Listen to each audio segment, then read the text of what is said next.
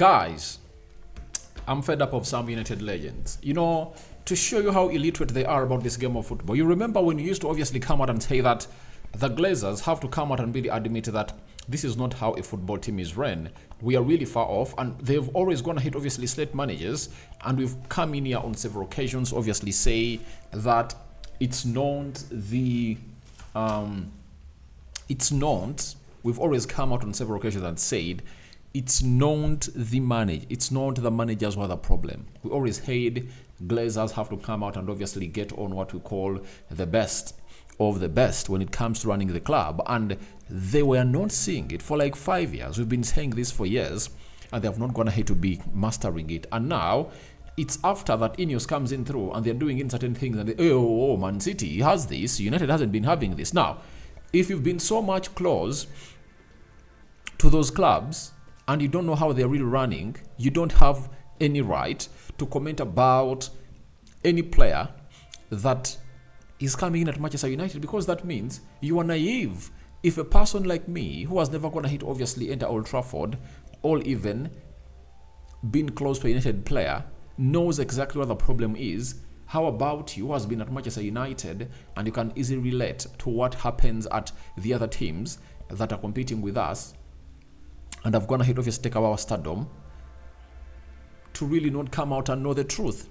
So Matthijs Ligt has been bashed. His transfer has been bashed by United legend, and I really found it very important to come out and obviously talk about it, because I found it very, very naive. I find it very, very naive when you come out and obviously put out such a say in here onto the United Matters channel. Welcome to this channel. Smash like button, comment and share. If you're only watching us for the very first time, endeavor to subscribe to this channel so as not miss out on stories that we do upload in here on a daily. And we're going to be talking Luke Shaw, Kobe Mainoo driving England to the semi-finals, and the rest is really going to be good. We thank God for the gift of life, the Muslims. Barakallahu fikum. Let's start it off with Teddy Sheringham, who has come out and really said the following words.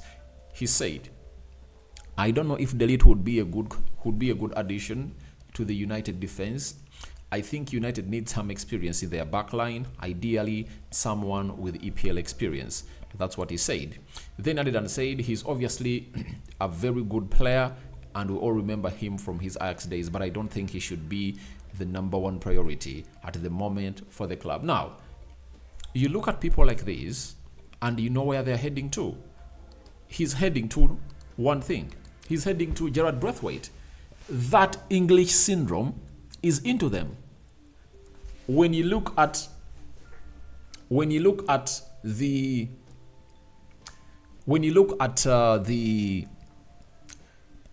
Manchester United transfer, they have a budget to really work on. And you tell me, on Gerard Braithwaite and Matthijs Ligt, who should United get in first? I tell you, Matthijs Ligt. You guys, Matthijs Ligt is a different player altogether. You might not love him, you might hate him, but I tell you, he's really one of a kind that you have to come out and obviously appreciate in as far as he does his stuff, because he's really a very good lad. I love him, I love the things he does as a player. I've always gone ahead to admire him for some time, and I think he should really put in a very good shift every time he really gets in at the club of Manchester United. And Gerard Braithwaite, a Premier League experience, 21 years of age, he doesn't have the mentality that this guy has. This guy was playing at Ajax, captaining the biggest team in the Dutch history, talking about the club at the club level, and you really look at that and you really say that you don't know how good he is. He doesn't have some Premier League experience. How many players have we gone ahead to sign who don't have Premier League experience that have gone ahead to shine? I believe most of the players that have gone ahead to flop at Manchester United have been players we've gone ahead to sign from the Premier League. You get? Look at a player like Alexis Sanchez, proven at Arsenal. He came in through at Manchester United and really failed. Look at there are very many players, by the way, that have gotten Premier League experience that we've signed. I'm going to hate to flow. But when you look at the players that Eric Ten Hag has going to hate to sign,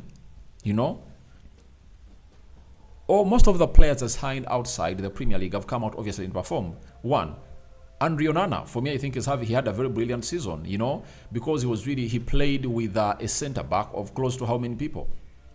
Centre back partnership changed close to 20 times, right? Then look at Tarell Malacia had a very good debut season. Look at Lisandro Martinez, Casemiro, his first season was really magnificent.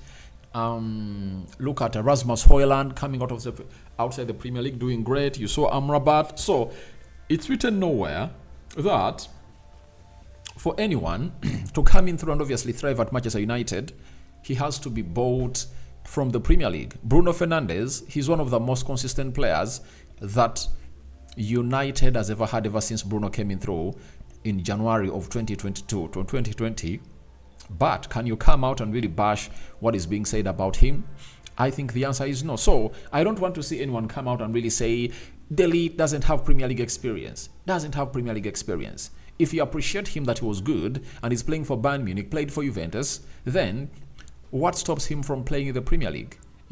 What stops him? He has the experience, and I think that's what we need more. And he's still young, 24, 25 years of age. Get him in, let him partner with Lisandro Martinez, and the rest is going to be history. So if this guy comes out and bashes this guy Ligt, he's just paving way, all trying to obviously say to it that United should get in Gerard Braithwaite first. And United is like, we cannot spend £70 million on a player who is English. We can't repeat the Harry Maguire mistake again. Yet there is a Matthijs Ligt player who is really exciting, and we all know what he has to obviously come in through and do. And they're going to hit obviously knockout Turkey by 2-1. And that is Matthijs Ligt for him, meaning that he's still going to be there for some time. So as it stands, I'm waiting for other people to react to this, but the good thing he said about him is that he's a good player way back at Ajax. And I was like, you're talking about Ajax? What of Bayern Munich? Didn't you watch the games in the Champions League, where he really featured a lot and permanently and put in a very good shift as Matthijs Ligt? The guy is good.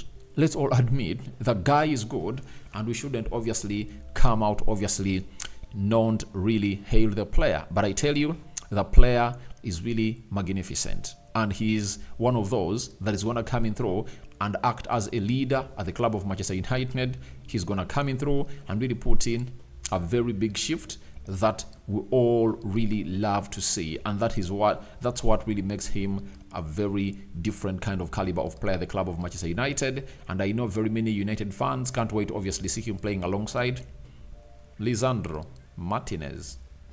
You understand? So that is it.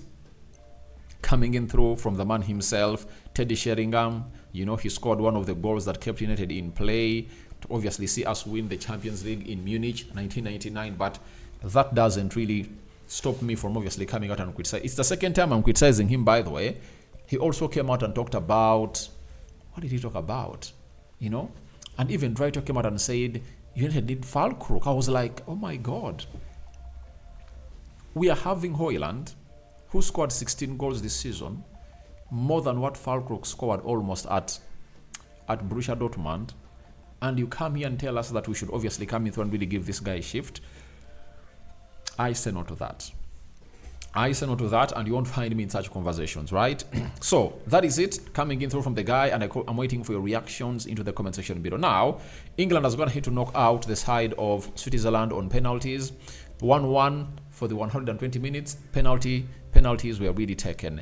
And Kobbie Mainoo again looked as a standout player. He stood out. Kobbie Mainoo stood out on the night, and this was his game by numbers. He went ahead to start another huge game for England. 100% tackles won, 97% passing accuracy, 49 touches, 33 out of 34 passes completed, 4 out of 5 duels won, 3 interceptions, 2 shots, 2 tackles, 1 key pass. England is best midfielder at the tournament. That is what Statement Dave is really saying. And obviously he is, because when you look at his performance at the age of 19, he could get that ball and drive through the central axis of the pitch. I think him and Bukayo Saka tried to risk themselves to obviously create a moment of magic. And this reflects exactly what I told you, that these players are not being given what we call a very good, they're not being given that freedom to express themselves on the ball, and that is courtesy of the manager. And I think in the modern ways, you have to obviously choose 1 or 2 players who should express freely on the ball. Like you saw Pep Guardiola at Barcelona, he used to tell everyone, Your touches should be limited, but for Lionel Messi, he can use the ball whatever he wants. You know, you see it with Bruno Fernandes at Manchester United. You see it with Martin Odegaard at Arsenal. He's not limited. You saw it with You see it with Kevin De Bruyne at Man City. You just choose one or two players who should obviously come in through and really do the needful. So I'm just here to obviously wait in and really look at how things are really going to be panning out. But everything is really moving on as planned. And thank you for obviously watching in this channel.